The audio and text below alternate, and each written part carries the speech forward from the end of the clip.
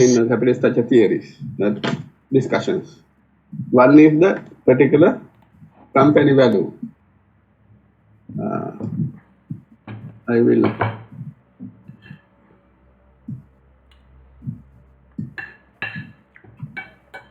one parameter is company value. Value of the firm consists of debt and equity capital. Then there are different approaches to calculate the company value. But in this discussions, we identified value can be estimated based on some cash flows. Free cash flow capitalized using 1 plus WACC, weighted average cost of capital at time period T here. Summation T 1 to N or infinity. If it is a company, the time period is not limited. So we can't say exactly 10-year period, 5-year period, likewise, then that can be infinite time period. Concerning the free cash flows, the estimated P&L profit and loss account here, we estimate the net profit. So what is the free cash flow? From this cash flow, we convert into free cash flow considering one items may be non-cash flow items. We can eliminate the non-cash flow item, for example, depreciations. Then other items may be net investment. So during the period,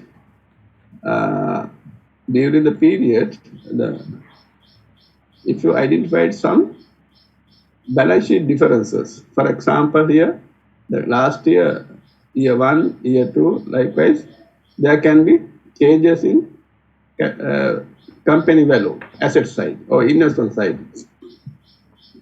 That kind of investment can be financed with one source, maybe from P&L. They can use the internal generated profit, cash flow. Then other source maybe they can issue equity capital, they can issue debt capital. If there are no changes in equity capital and the debt capital, then automatically we can count that this investment side increment may be due to transfer from profit and loss account. It means that we have generated the profit and then we invest in the company assets, long-term investments. So there are mainly then two kind of sources. One is the internally generated funds. Then other one is the company can use debt instruments or equity instruments, external financing. So when estimating the free cash flow, then we can eliminate from this net profit, we can eliminate the net investment value. During the period we have invested in the company assets, then after allowing that, we can use the remaining cash, remaining balance, residual value. So that is the free cash flow. So the free cash flow capitalizing, taking the company cost of capital. So we know that company cost of capital, if you remember the balance sheet, there are different sources here, equity, debt capital, preference share, likewise. Ultimately, based on this particular percentages, capital structure weights, compared to total value of the company here, we estimate company cost of capital. That is based on the different elements, cost of equity, cost of preference share, cost of debt capital, likewise. Then ultimately we estimate the what is the weighted average cost. Then now it is very clear. If there are different parameters here, one parameter is the weighted average cost of capital. Based on this weighted average cost of capital, we can evaluate all these investments, financing, and any kind of decisions taken in the weighted average cost of capital.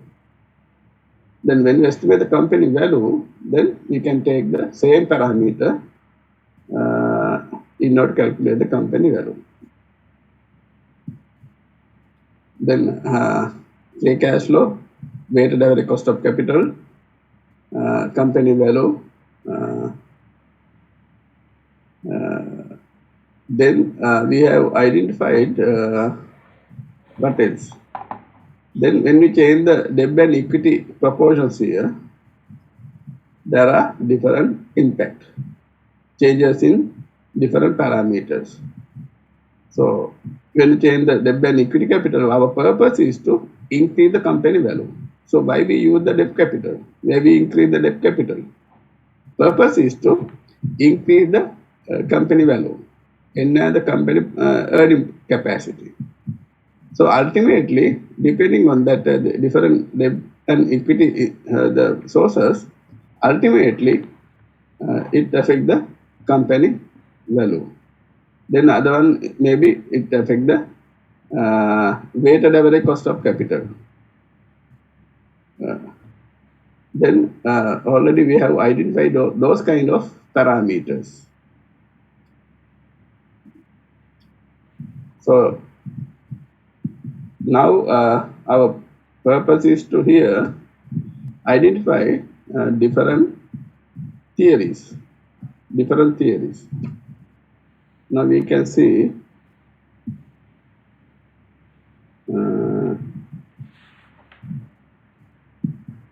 I think last time we stopped here.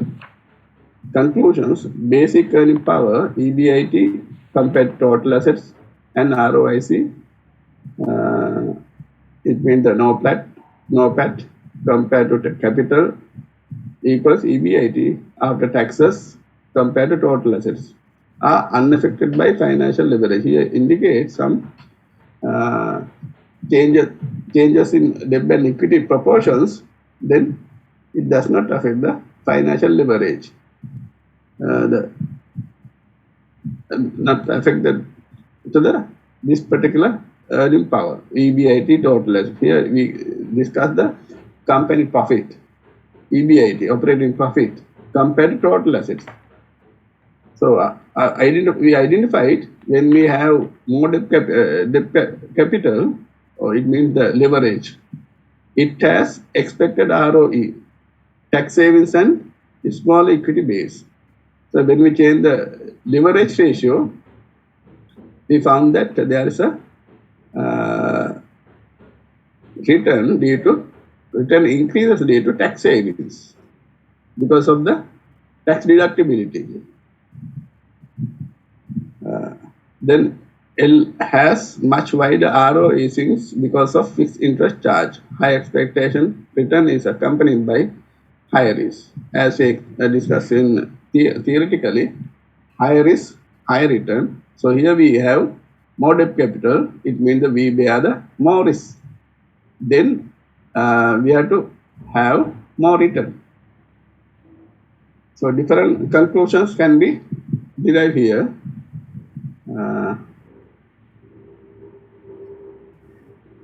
Now different theories. One particular theory is Modigliani-Miller theory. Modigliani and Miller.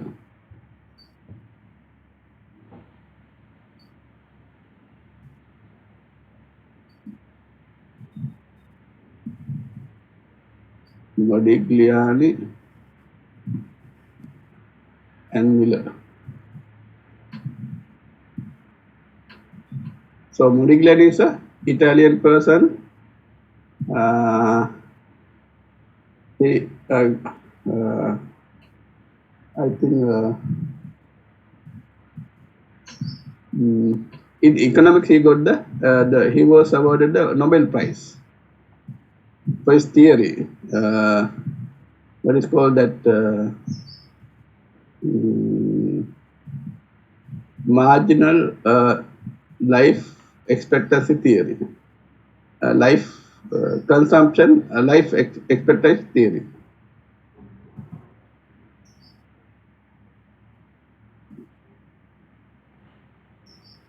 consumption life cycle theory. So I will explain a little bit, not much in. So normally,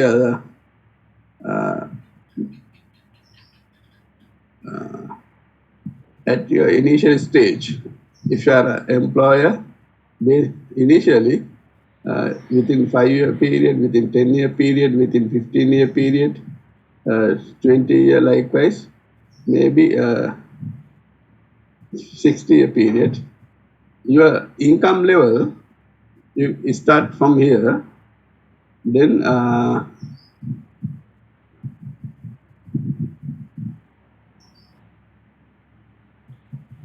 so here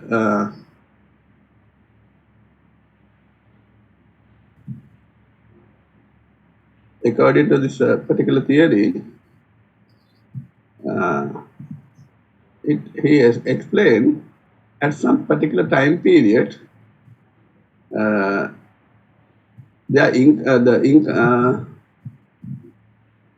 this is the consumption, life consumption.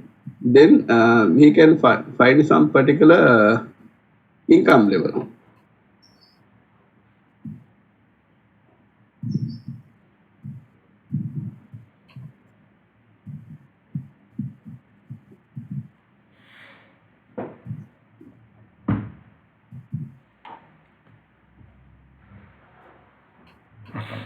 So in this case, your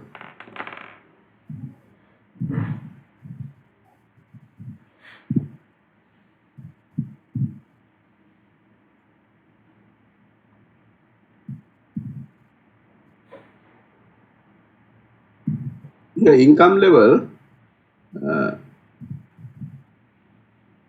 there are 2 points here. One point is your consumption level is low, initial stage. Then there are some income level from your dependents, or then from your parents or some other source, you get some benefits here. And then at this particular point, if you employ, then we get the income. Ultimately, at this particular point, income level and the cost can be similar. And then after 80-year period, then there can be similar income level and consumption level.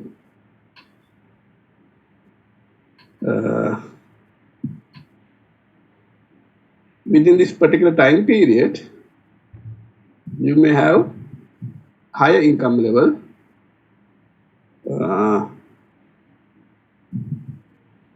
Yes, actually I can't remember this line. I think this should be the income level.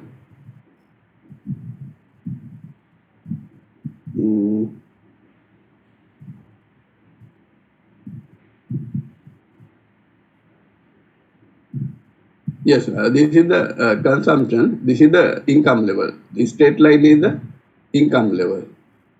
So at this particular time period, year 10 to 60 may be different. However, during this period, you have some value increases. The income level may be generated through your employment. Then at some particular time period, your income level consumption exceeds income level. So at this point, you depend on the other people. So for this particular explanation, you can go through that the life consumption life theory. There are some you can refer the document on the website. So it indicates during some particular time period, employment period, you have some excess value. So before that, you depend on someone else. Then after 60-year period, then you have savings, then you have income level may be constant, then consumption can be increased. So during that period, then there is some dependent on some monies likewise. So maybe you can use your save money after that particular time period. That was the one particular idea here. So for these explanations, he was awarded Nobel Prize. So in addition, he explained corporate level debt capital. Corporate debt capital.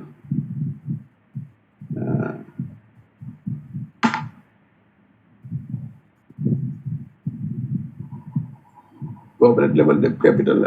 What is the benefit of this particular theory? We can assume, we can think of the benefit of this particular corporate finance theory indicate when the company needs fund requirements, then if they increase the debt capital here, debt increases, then with that debt increases, there's a value increases because of some reasons. The reason is mainly tax deductibility of interest charges. So initially, they introduced zero taxes. Zero taxes means no tax. No tax. Or otherwise we can say no government interventions. So all the theories here, all the explanation carried out based on certain assumptions. One assumption is no government interventions. No government interventions. All the people have similar expectations. Investors, their expectations are similar. Market is perfect. Perfect capital market conditions. Due to that reason, we explained that perfect capital market theory. Then the other one is in 1958, they introduced the Modigliani explanations without corporate taxes. In 1963, extended the same theory with corporate taxes. When the company pay taxes, then what should be the company value? What should be the company cost of capital likewise? Then in 1977, Miller, only one person here, one author, extended the same theory incorporating personal taxes in addition to corporate taxes. Taking all the components together at market equilibrium level, what will happen? That was the basic idea of the Modigliani-Miller theory. Zero taxes, corporate taxes, then personal taxes. Then they understood there are a lot of criticism from the market, from the industry, because no one can find some perfect capital market conditions. No one can find similar investors' expectations. Different people may have different expectations.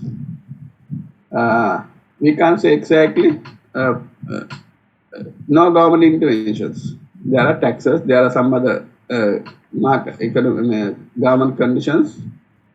So due to that practical issues, the same authors extend the same explanations, incorporating some risk factors, bankruptcy predictions, then agency cost likewise, then explain trade-off theory. One side we have a tax benefits, then other side we have a risk factors.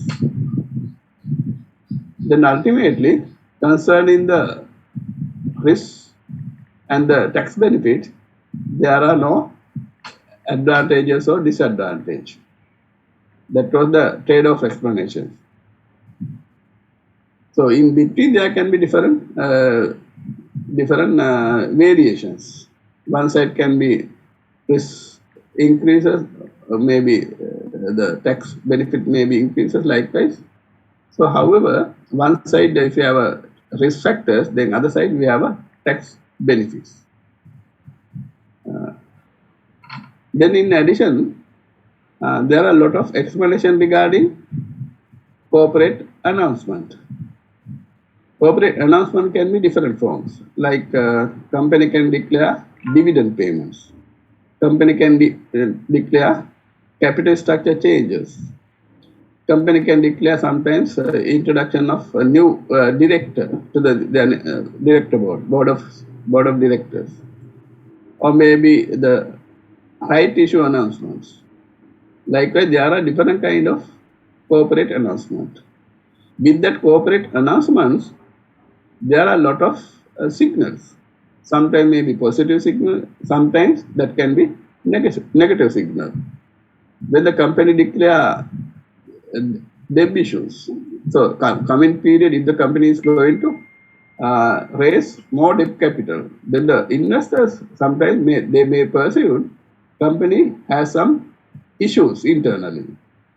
Then that's why they are going to issue a debt capital. That may be a negative signal. When the company declares more dividend issues, then with that the different investment proposals, huge investment projects are there. So with that explanation, they can issue debt capital. In that case, there can be positive signal. Then if the company declare when there's a debt issues, then with that there are reductions in number of shareholdings. Then that may give some other signal.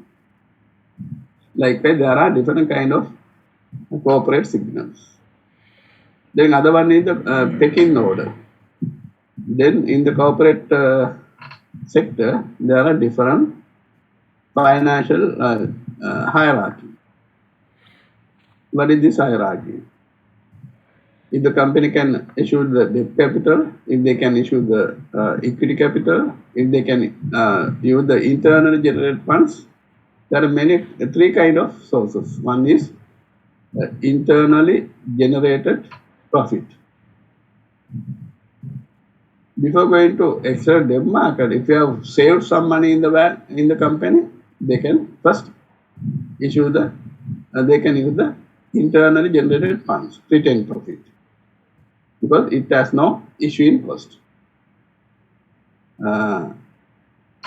If they need the further additional capital for their investment projects, then the alternative they can issue debt capital. If the internal generated fund is not sufficient enough to recover this investment, then they can go for debt instrument. Why they first go to debt instrument? Because the debt capital indicate low cost of capital compared to cost of equity. Then they can issue debt capital. If they fulfill the debt requirements here, debt capital, debt capacity, if they need the additional investment requirement, then at last resort they can use equity issue. So this is the hierarchical structure. Internally generated funds, then debt capital, then equity capital. If there are different debt instruments here, depending on their different percentages, different cost items, then we can select the lowest cost debt instrument first. So this is called a pecking order, hierarchical structure of corporate financing. This was the explanation carried out by two authors, Myers and Majlaf. Myers and Majlaf, MAJLUF, in 1984. In the same year, there was another similar theory by Myers. 1984. Both we can consider taking order explanations. Then debt financing has a managerial constraints. So when the company declare debt issues, then it reflects some managerial constraints, different discussions. Then the capital structure theories we discuss different windows of opportunities. In the different period may have different market opportunities. Some industry may have positive side impact. Some industries they may have different opportunities. So we discuss under windows of opportunities.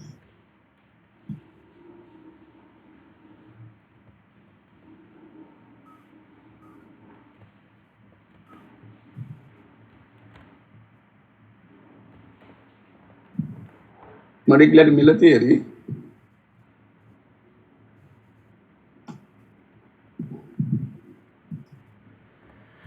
Zero taxes. Now, the important thing is the argument. Here indicate the two companies. One is unleveraged company, no debt capital. Second company, similar company with debt capital. Their earning capacity is similar. Both company and similar profit here, 3,000, 3,000. Then interest charges from you, no interest charges because of no debt capital. Second company, they pay 1,200 interest charges. Then after paying the interest charges, their net income is 3,000, 1,800. The second explanation is the concern about the cash flows to the different investors. The cash flows to shareholders, the net profit belongs to shareholders here, then 3,000.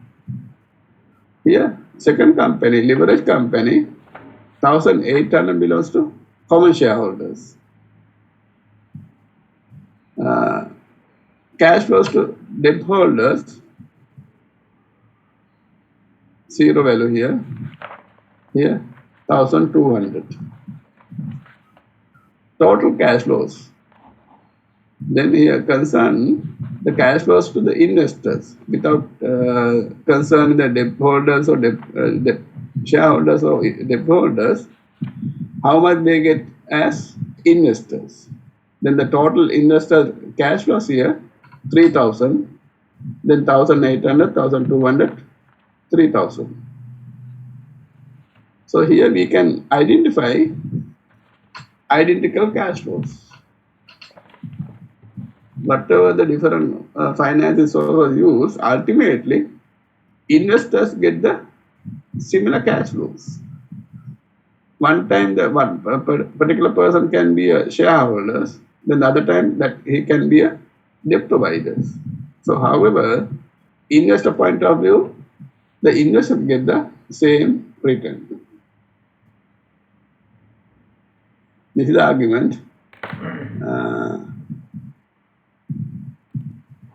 Modigliani Miller result, zero taxes, assume no transaction cost. Market is perfect, then no transaction cost, no issuing cost, no restrictions, and individuals can borrow at same rate as corporations. So corporation can take at some particular rate, the individual persons can take the borrowing at the same rate. Under these assumptions, Modigliani proved that if the total cash flows to investors of firm U and firm L are equal, then total values of the firm U and firm L must be equal. From that argument, they establish here value of the leveraged company equals value of unleveraged company. At this initial point, no taxes, both values is similar. Value of leveraged company equals value of unleveraged company.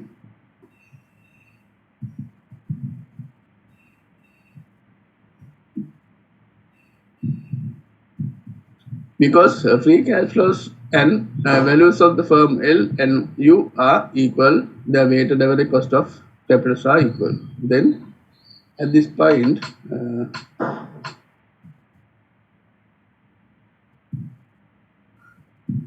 at different debt and equity proportions, they indicate the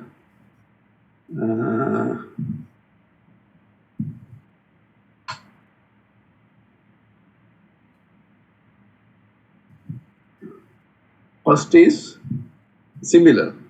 Then we can find the weighted average cost of capital similar to this line.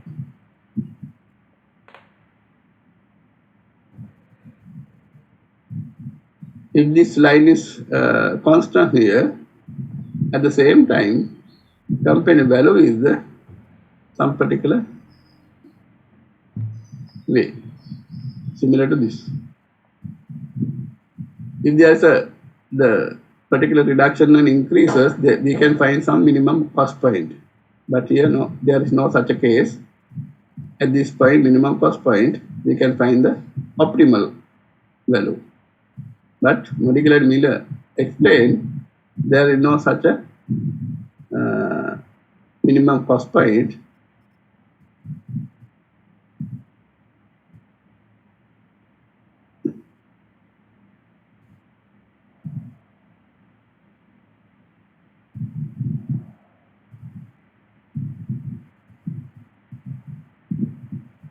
So according to Modigliani Miller theory, we can't find the minimum cost point.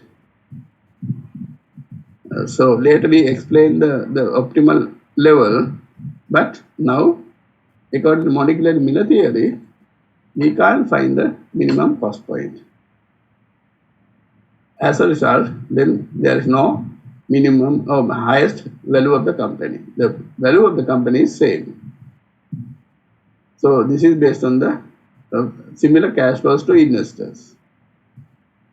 One point argument is there, then from that argument they link in the company value.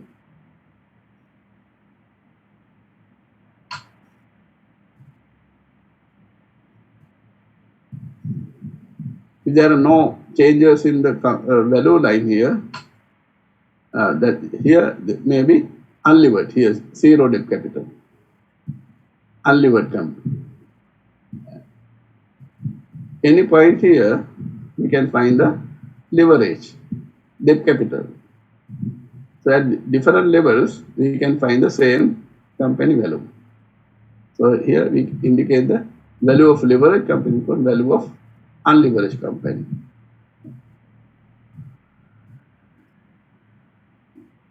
Therefore, capital structure is irrelevant.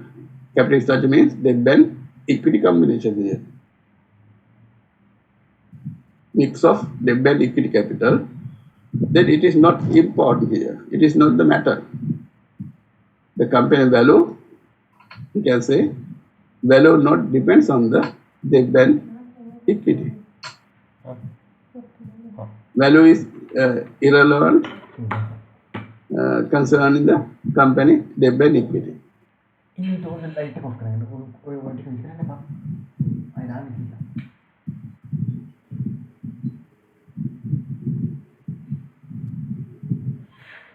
Then corporate taxes, second explanations in 1963, corporate tax laws allow interest to be deducted, which reduces the taxes paid by leverage firm. Therefore, more cash flows goes to investors and less to taxes when leverage is used. Then when there are interest charges here, we can deduct from the taxable income. Then the remaining profit belongs to common shareholders. Then one side, with that tax deductibility, interest deductibility from that taxable income,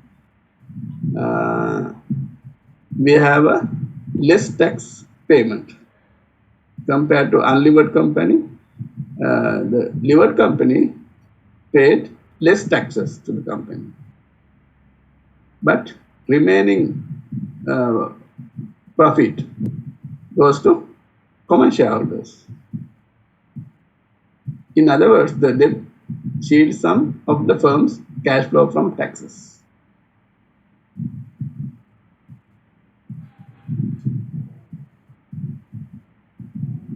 You can easily identify here the difference if the company, two identical companies, one company may be their profit 3,000, 3,000.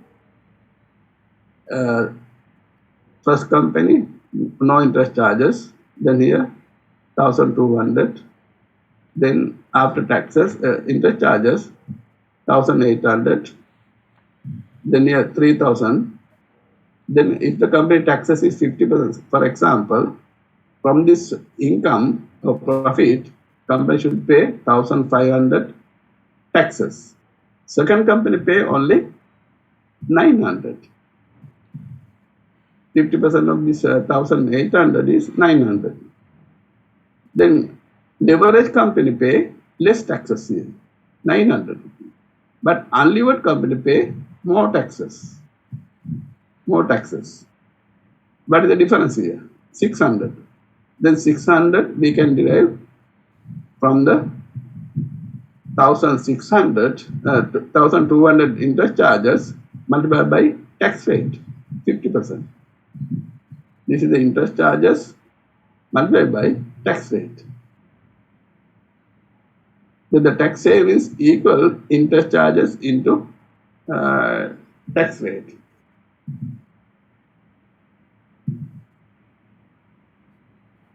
Then if they pay less taxes, then they have a tax benefits.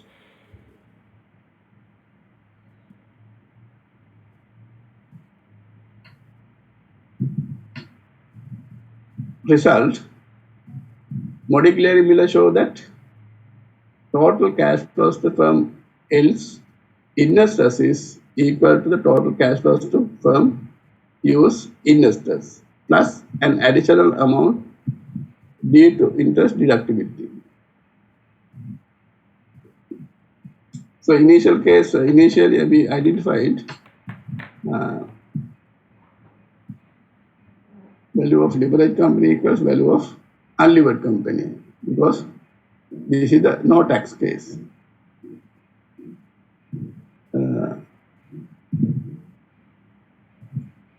Now, with corporate taxes, value of leveraged company equals value of unlevered company plus tax shields on debt capital.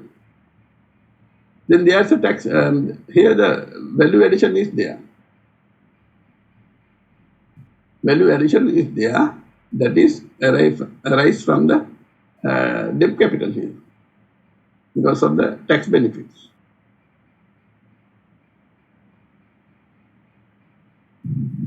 But concerning total cash flows, here the case is same.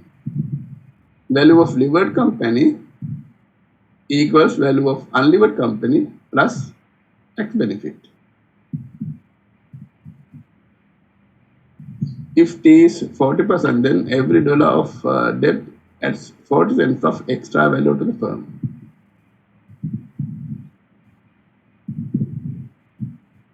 Modigliani-Miller relationship between value and debt when corporate taxes are considered.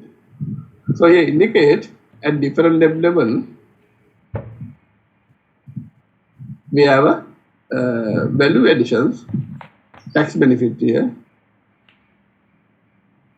but concerning total value, the investors' return, that is similar.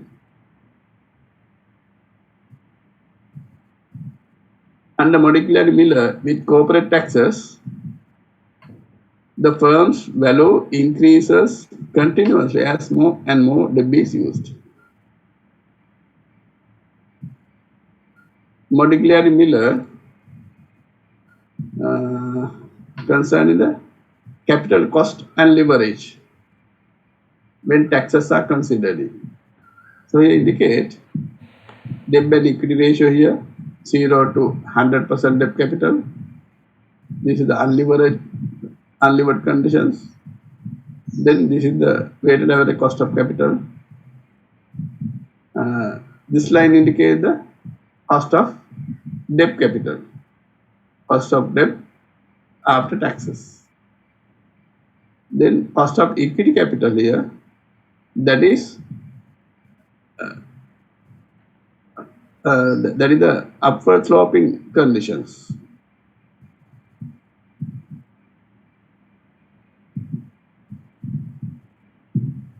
So here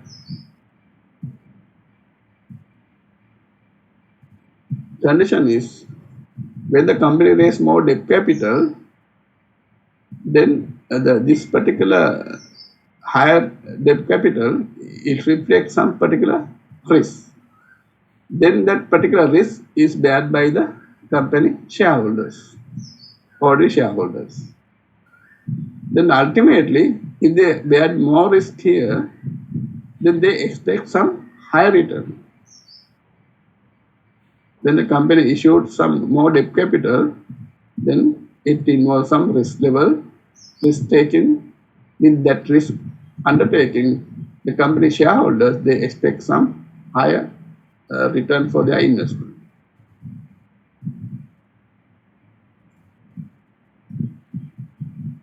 The third explanations, Miller's theory, corporate and personal taxes.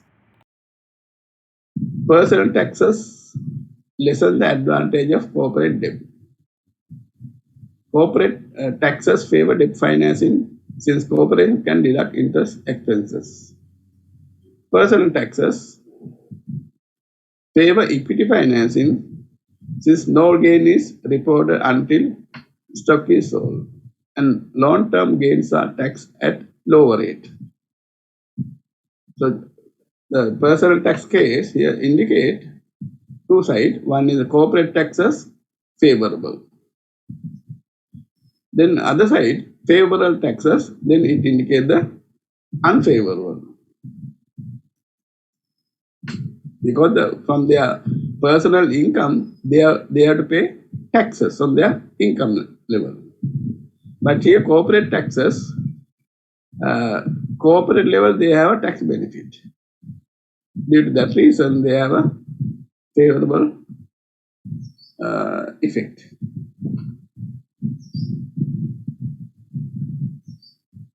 Miller's model with corporate and personal taxes, he introduced the explanations, calculations. Value of levered company equals value of unlevered company plus some premium here.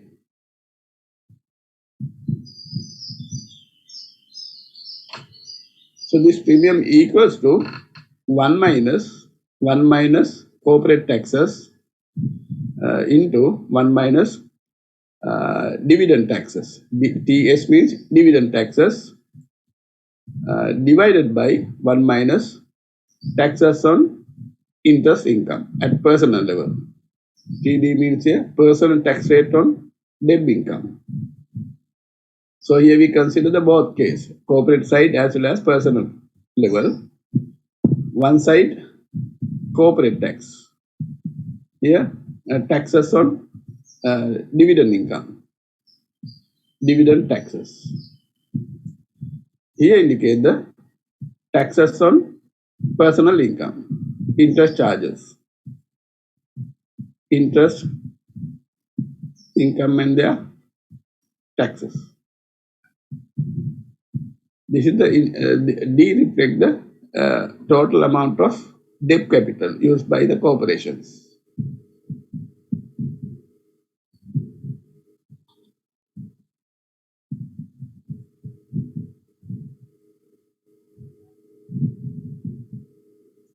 So ultimately, from these calculations, indicate when the company raise 1 rupee debt capital, 1 rupee debt capital,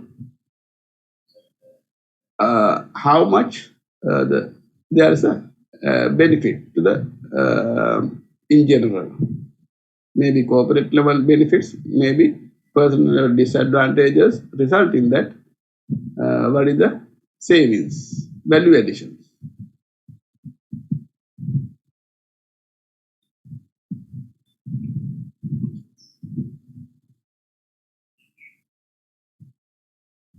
Example here, corporate taxes 40%, 40%, taxes on personal income 30%, and the taxes on dividend income 12% rate. Here the corporate tax is 40%, taxes on dividend income, interest charges, interest income 30%. Taxes on dividend income 12%.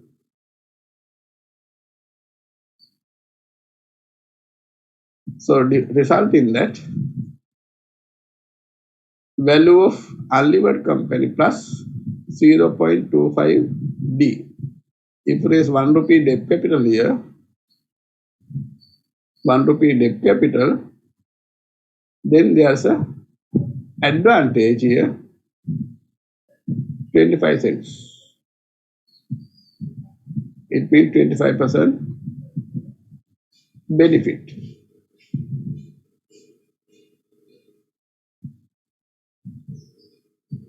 But if you consider only the corporate level, it reflects some 40% savings. According to Modigliani theory 1963 explanations, we consider the tax benefit is 40%. But according to the personal taxes and the corporate taxes, both together, ultimately it reduced to 25% rate.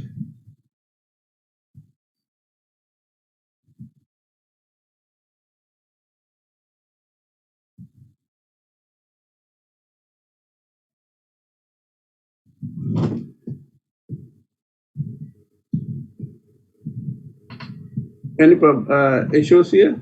Problems?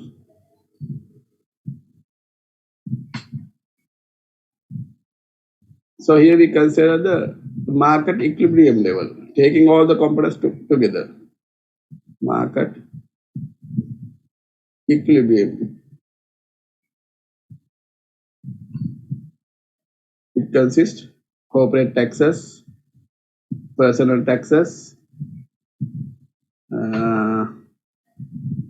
dividend taxes all together.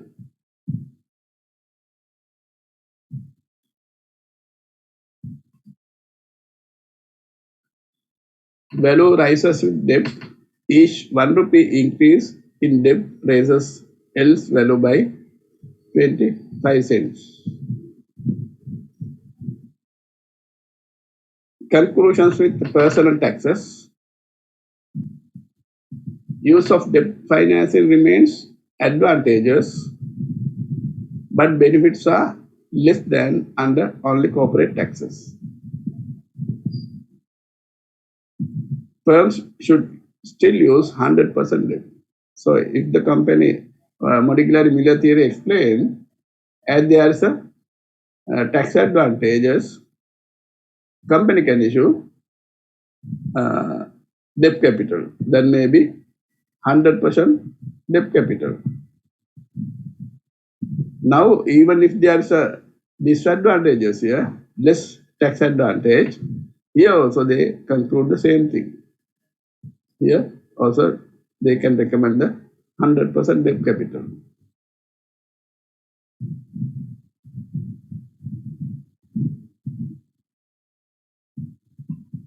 But practically, you know that no one can, no any company issues 100% debt capital.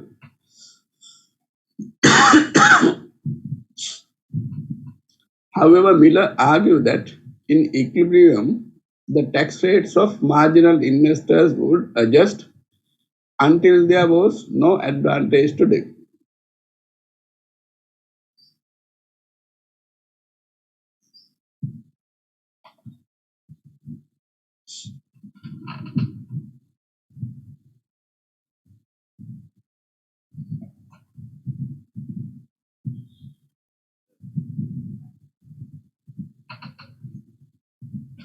Then with that different arguments, the practical issues with that Modigliani assumptions, then another explanation is trade-off theory. Modigliani theory ignores bankruptcy or financial distress cost, which increase as more leverage is used. So when the company issues more debt capital, then it reflects some financial distress. If the company issues the 100% debt or maybe 80% debt capital or 60% debt capital, then that reflects some financial distress. Why the company issued the more debt capital here? Due to their financial difficulties. Then there is financial distress cost. At low leverage levels, tax benefits outweigh bankruptcy cost. At high levels, bankruptcy cost outweigh tax benefits. So at low level leverage, at high level leverage, then two sides there are some deviations. At low level debt capital, tax benefits less, but the low leverage levels tax benefits outweigh bankruptcy cost. At lower level, low tax benefits and then less bankruptcy cost. But at higher level, bankruptcy cost is higher, then the benefit was higher. At optimal capital structure exists that balances these costs and benefits. Then here indicate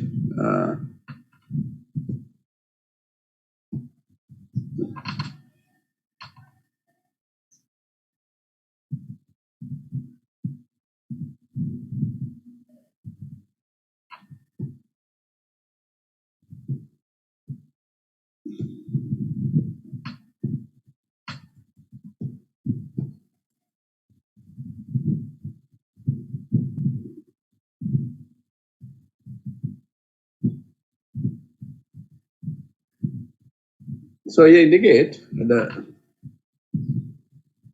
however Miller argued that in equilibrium the tax rates of marginal investors would adjust until there was no advantage to debt capital.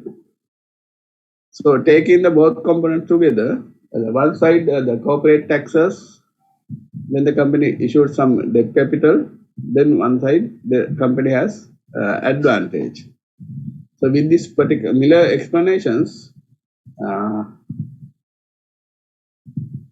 tax rates of marginal investors. If you consider the different level of debt capital, so we can find some different levels: 0, 10%, 20%, 30%, 40% likewise. Then with this increment here, we consider the marginal investors. Then tax rates of marginal investors would adjust until there was no advantage to them. Then one side,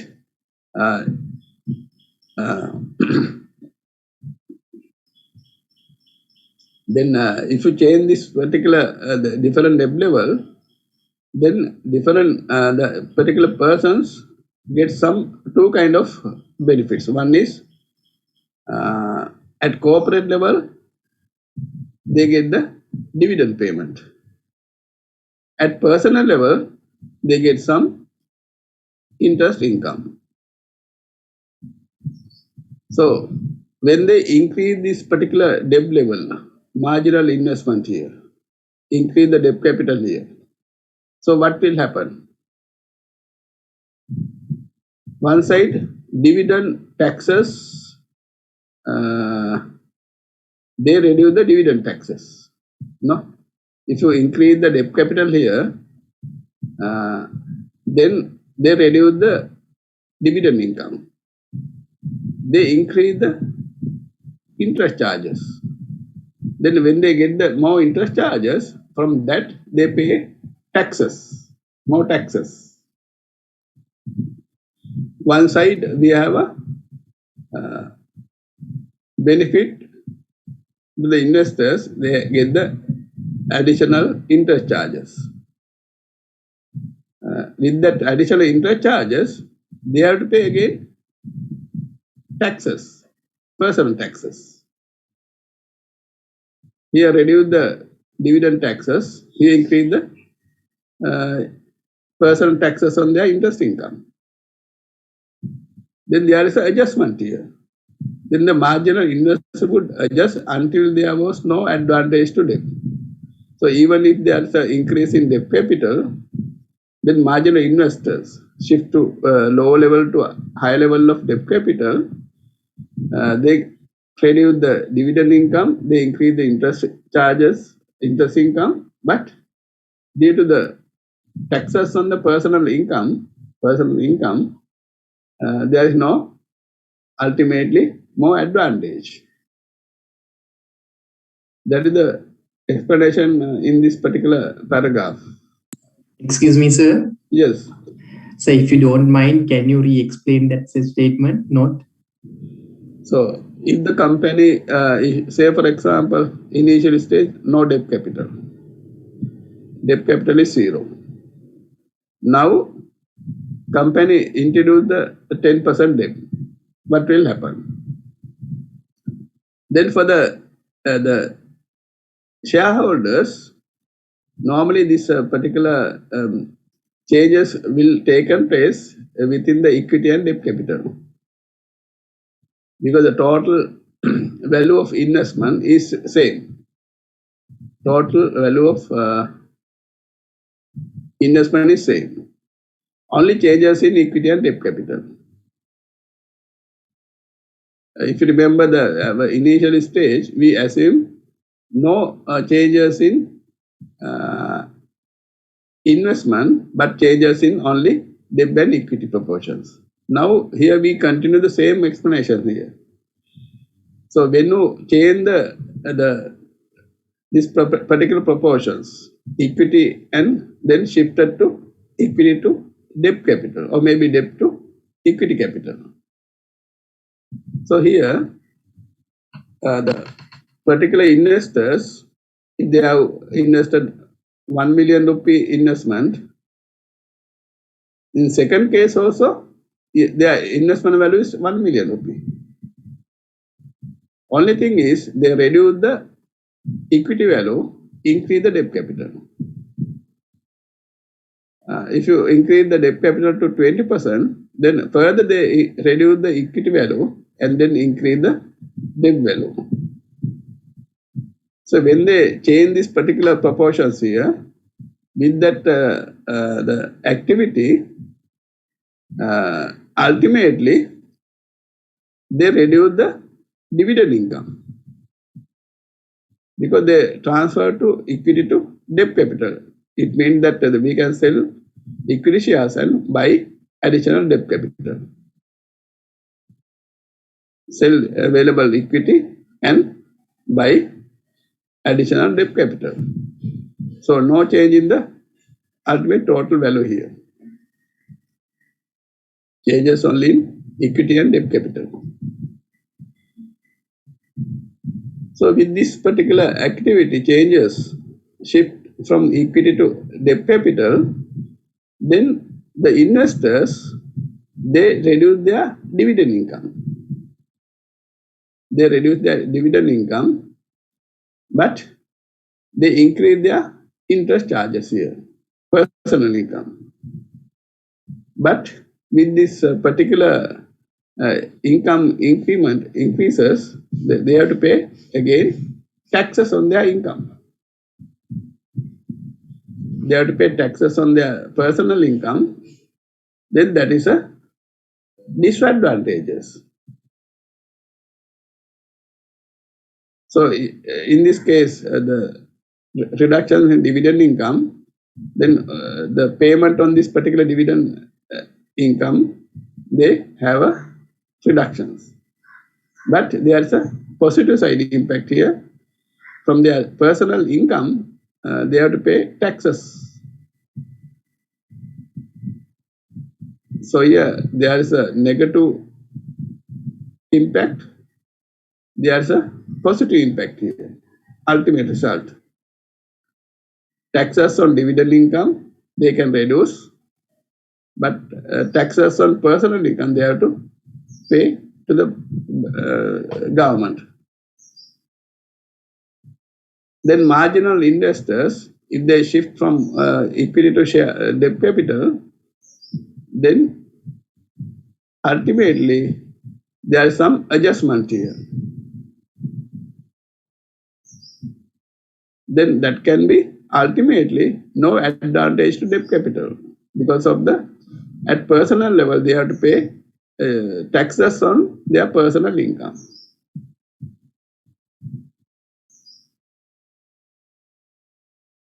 That is one explanation here. But that depends on their particular tax rates, tax policy. In US market, the taxes on dividend income may be some particular rate. Personal level, the income taxes on their personal income, that rate may be something else. So ultimately, there can be some particular marginal benefit here.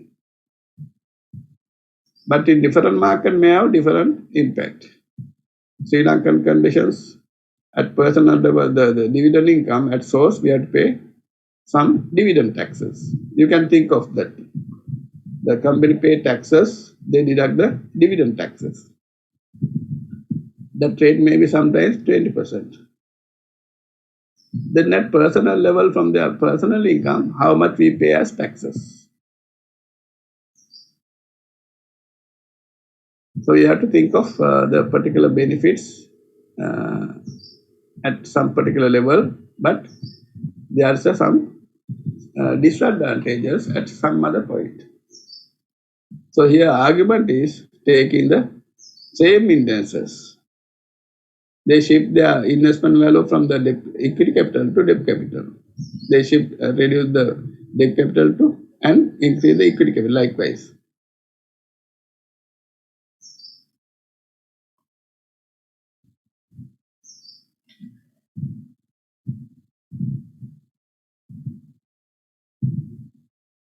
Then the trade-off explanation, they extend the same explanations by the same authors, Modigliani Miller, but as it reflects some separate theory, they relax some assumptions.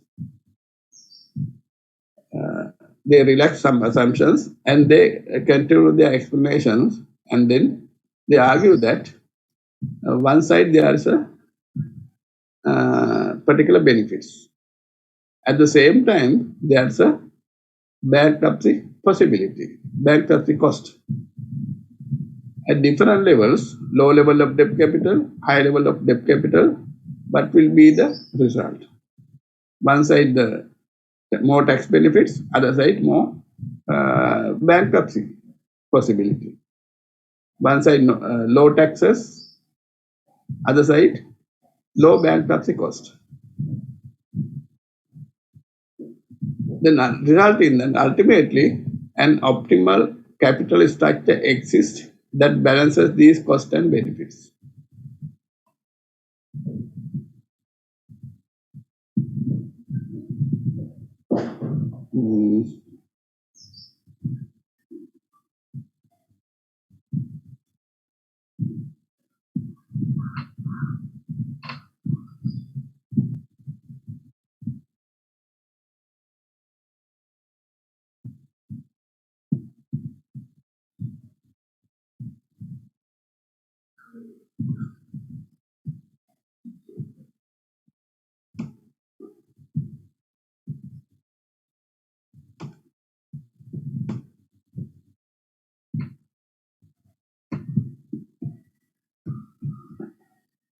what is the debt amount increase and reduce equity proportions. Then dividend income reduce, but still tax have to pay on dividend income. Then dividend income again reduce as a result of tax. When due debt increases,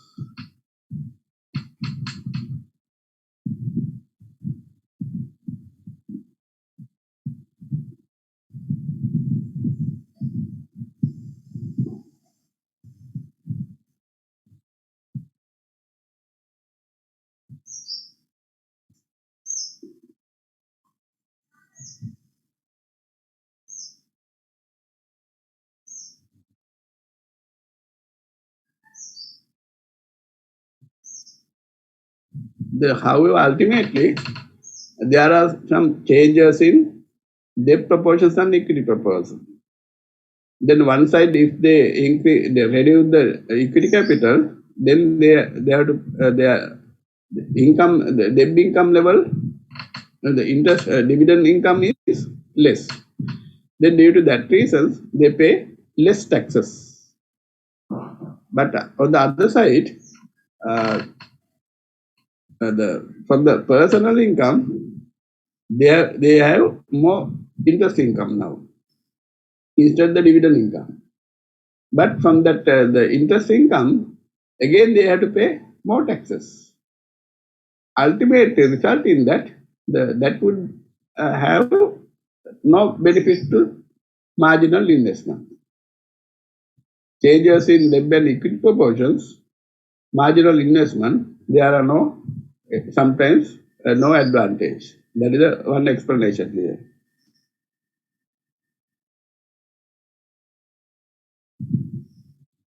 At corporate level, even there is a tax benefit. At corporate level, if there are the interest income is taxable income. When we tax deductible income, we can deduct from the taxable income. Then it has a benefit. But at personal level, they have to pay taxes.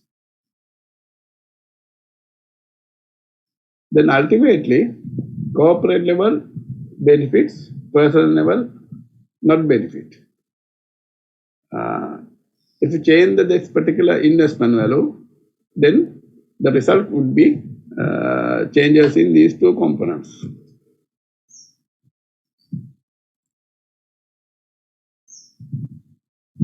Even if you expect some benefit at corporate level, when there's a new debt issues, but that can be exactly set off by disadvantage of taxes on interest income at personal level. Taking all the components together at equilibrium level, it explained there is no much benefit. That is the explanation here. Get the idea, but if you are doing further studies based on the capital structure theories, then we can go into more details, calculations, and we can see the different outcomes. But now we have to get the particular idea of these particular explanations. Because all the corporate valuations, corporate actions depends on this particular topic, debt and equity changes.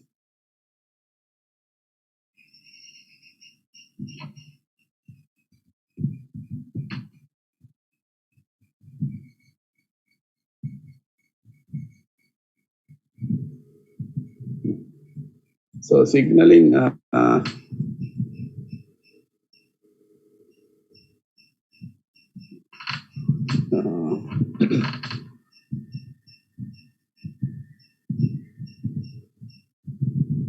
so if you remember earlier, there was some slide here. when debt and equity capital increases, value can be increased. No? Due to tax benefit here, there was explanation here. Difference is tax benefit. The value can be increased here. Value 1, value 0. Difference is tax benefit at this particular point. So taking this particular explanations, value can be, company value can be increased here at some particular point here.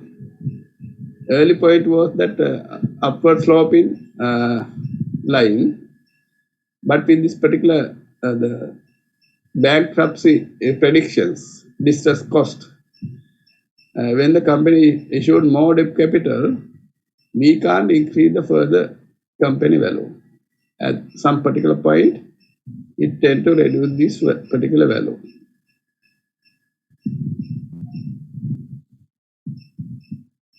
So this is the Modigliani Miller explanations. This is the trade-off explanation, second one, trade-off. At some particular point, company value can be maximum level and then tend to reduce the company value here. At this point,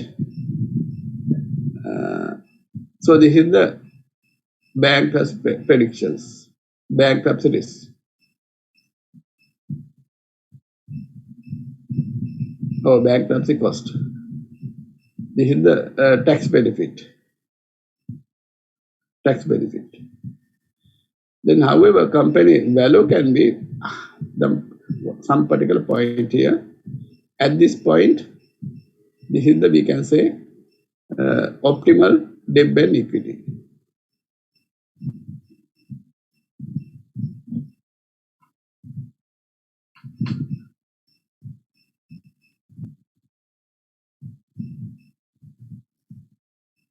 Then value line can be here. Some particular point, there's a maximum value of the company. At this point, debt and equity capital, we call that optimal capital structure. Early explanation was the Modigliani Miller explanations. This is the straight line.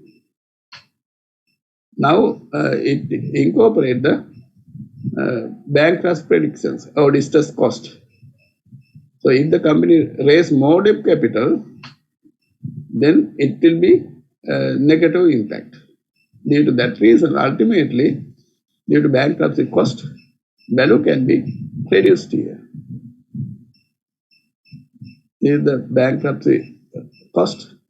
This is the tax benefits.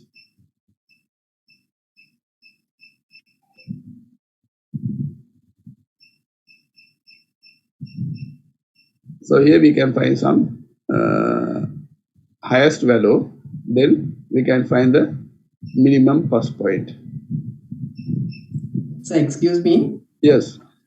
Sir, can you explain that straight line again? Then Modigliani Miller theory explained early concerning the total value, total investors return is same. Whatever the benefits there, then ultimately that goes to debt provider or equity shareholders. From the total income argument is same, but corporate value, company value may enhanced due to debt increases. So if you increase the debt capital here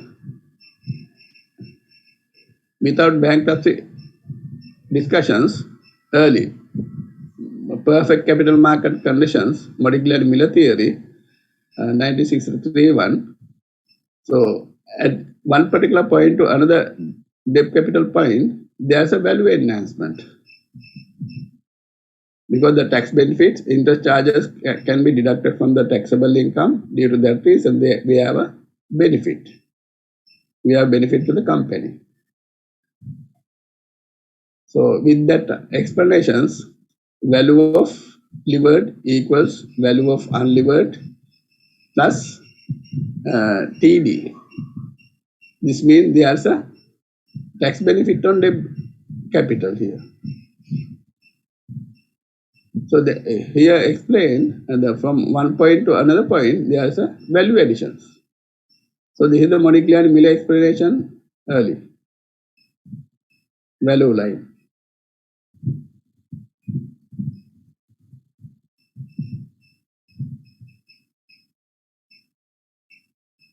So with here they assume no any particular bankruptcy or agency cost things. No bankruptcy predictions here. But later on, they realize that then they incorporate, they violate, if there is a violation in these particular assumptions, then what will happen? Then we can't expect the highest value here. Upward slope in condition we can't expect. We can maximum use at some particular point. So due to that bankruptcy cost, there's some particular point, then there's a value line can be reduced. Then there's some highest value line here. So this is called optimal debt equity point. So it means if we increase the debt capital beyond optimum level, yes, the bankruptcy risk is higher. Yes. That is the meaning, no, sir? Yes, that is the meaning. Thank you, sir. Here indicate the bankruptcy cost. If you raise more debt capital, then that level may be more than that. Then you have to stop at some particular point. The company, the corporate managers, they think of this, what is their particular highest debt capacity. If they realize this particular level, then they can easily maintain their debt equity target.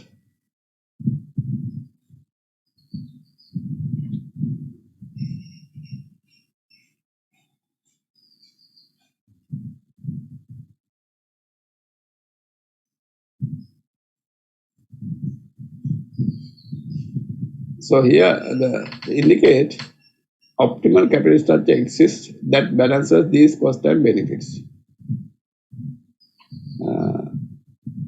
Then signaling theory explain Modigliani Miller assume that investors and managers have same information.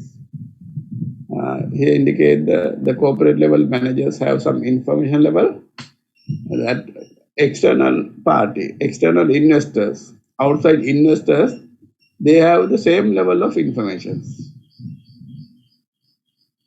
But managers often have better information than the outside investors. Thus, they would sell stocks if stock is overvalued, sell bonds if stock is undervalued. So here, give some idea about the corporate informations. If there is a corporate announcement, share issues, then that reflect that is due to overvaluation of stocks.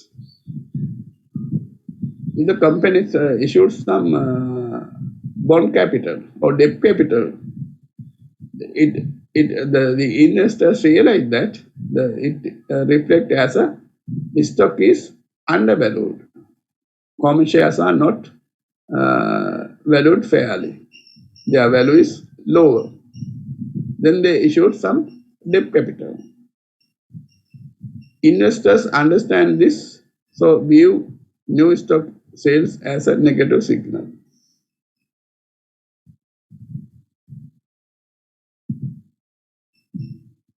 So ultimately, the managers how to react to these signals. One side overvaluation of stocks, then other side undervaluation of stocks. If they increase they decide to increase the stock shares, the company share issues, then that reflect the overvaluation conditions. If they reduce that stock, it means issue debt capital. Then that is the investor realize that is a due to undervaluations. But exactly we can't say what is the implication for managers, how they react to this.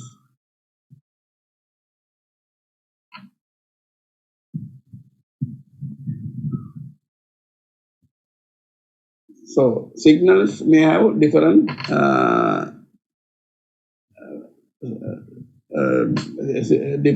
implications for managers. So other explanation is pecking order theory. Firm use internally generated funds first because there are no flotation cost or negative signals.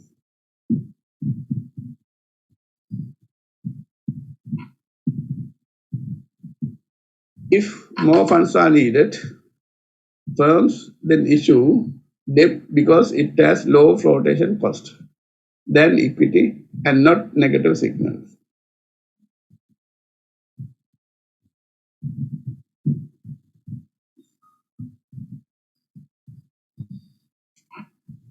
So you have to think of this particular terms.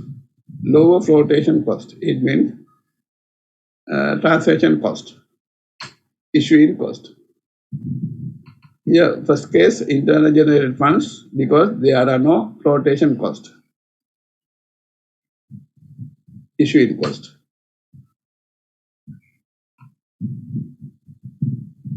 So here use the debt instrument because of low flotation cost. And then if more funds are needed, firms then issue equity. So in that case, cost of equity may be more than cost of debt, but they can't do anything. There are no alternative.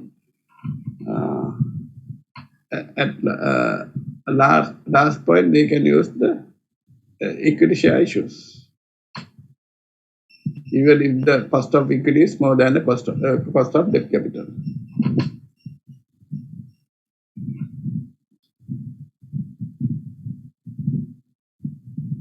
Debt financing and agency cost.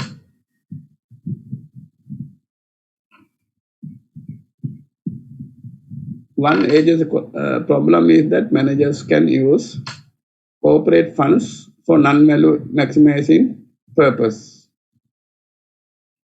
So here indicate company managers their actions regarding their corporate level can use corporate funds for non-value maximizing purposes. For example,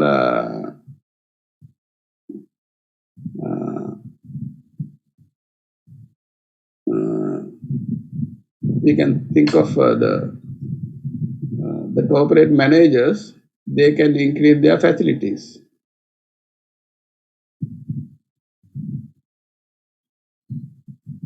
At corporate level, they may have different facilities. They can increase that. Those are not non-value adding activity.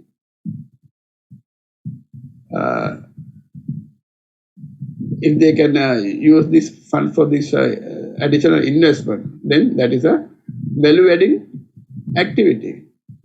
But for the only the it reflects some particular operating cost.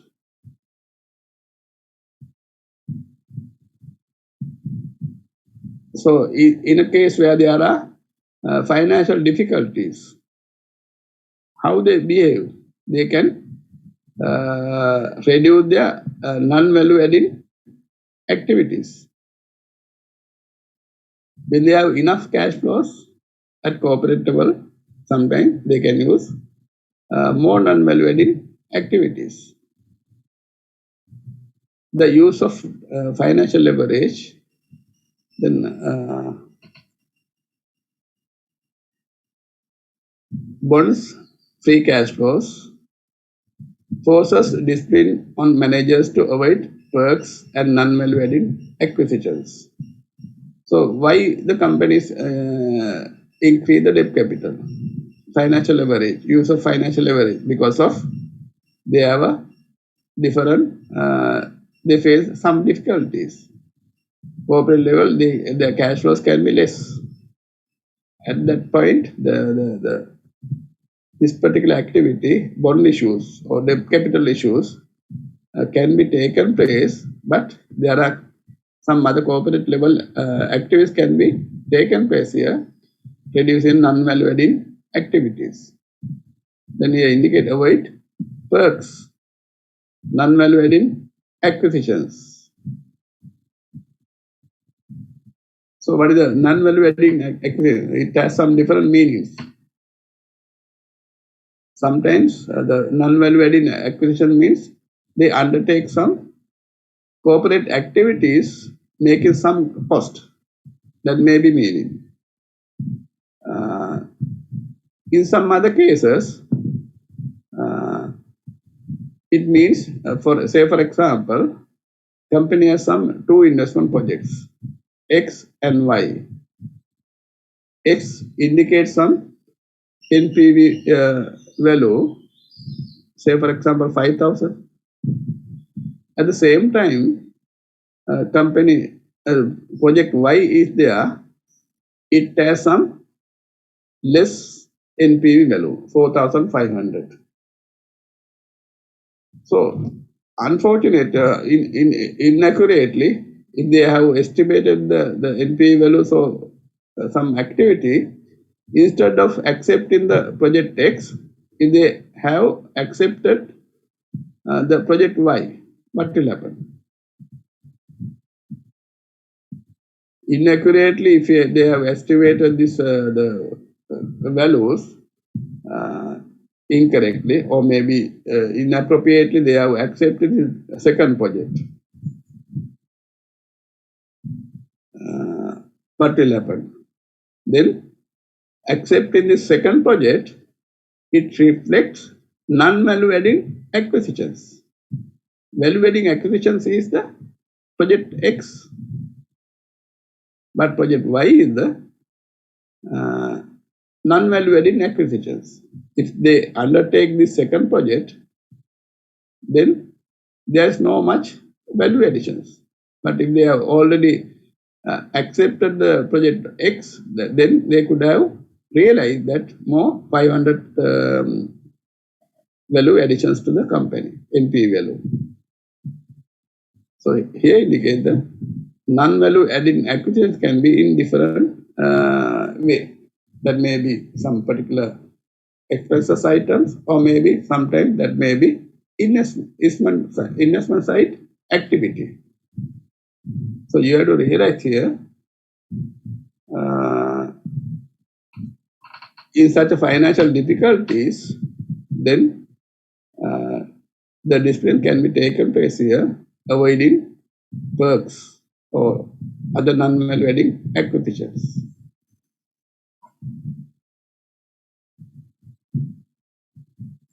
Second agency problem is that potential for underinvestments. Debt increases the risk of financial distress. Therefore, managers may avoid risky projects even if they have positive NPVs. Here, as we explained earlier, there are two investment projects. First one is the 5,000 rupee NPV value. Second one, 4,500 rupee NPV value, positive value. But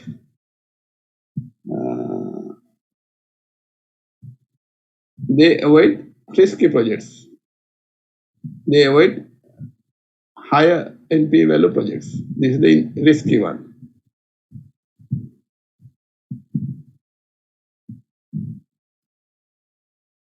Higher risky project means higher return. They may avoid that kind of projects, even if they have positive NPVs, even if they have more positive values. So here we call that, in such actions we can refer to as underinvestment.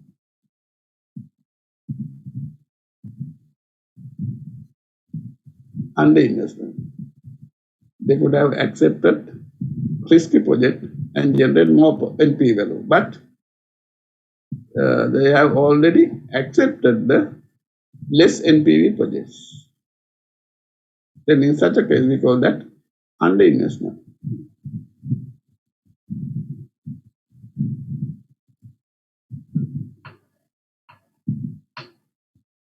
Then last point here indicates the concern in the capital structure discussions, investment opportunity set and reserve borrowing capacity. Firms with many investment opportunities should maintain reserve borrowing capacity, especially if they have problems with asymmetric information, which would cause equity issues to be costly.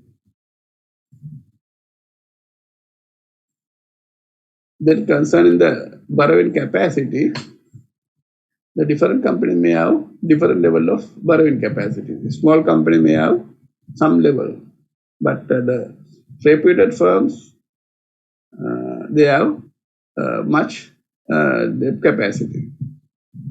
So here indicate investment opportunities are there with the reserve borrowing capacity. Most of the companies, they don't use 100% their debt capacity.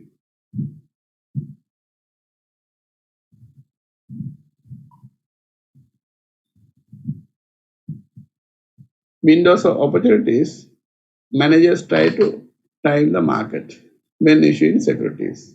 Depending on the market conditions, they think whether it is favorable to issue debt capital, whether it is favorable to issue equity capital. Depending on that, they can take the actions. So that is called windows of opportunities. So nowadays, what is the market opportunities for the debt capital? Nowadays, the banking rate is, deposit rate is very high, 21%, 20%, 18% likewise. In such a case, do they need to go to for the market? No. Now, if they want additional investment requirement, they can issue equity shares without issuing debt capital. If they issue additional debt capital, then they have to pay more interest charges. For the investor, they expect the high return because the banking rate is very high. They are not investing in the corporations. They save their money in the bank now. Then nowadays in Sri Lankan market, the opportunities are not available for debt sources. They issue debt when the stock market is low and when interest rates are low. They issue short-term debt when the term structure is upward sloping and long-term debt when it is relatively flat. Nowadays, the Sri Lankan market, sometimes some banking companies, their short-term rate is very high.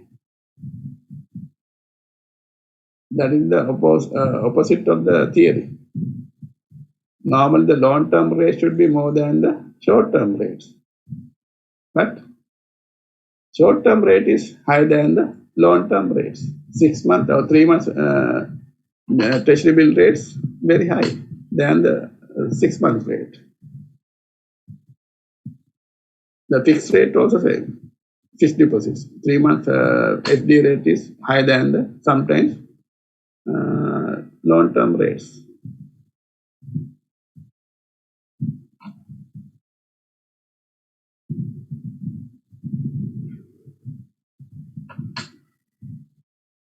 Empirical evidences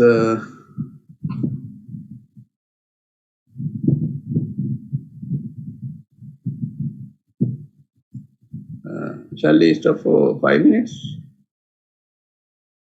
Okay, sir.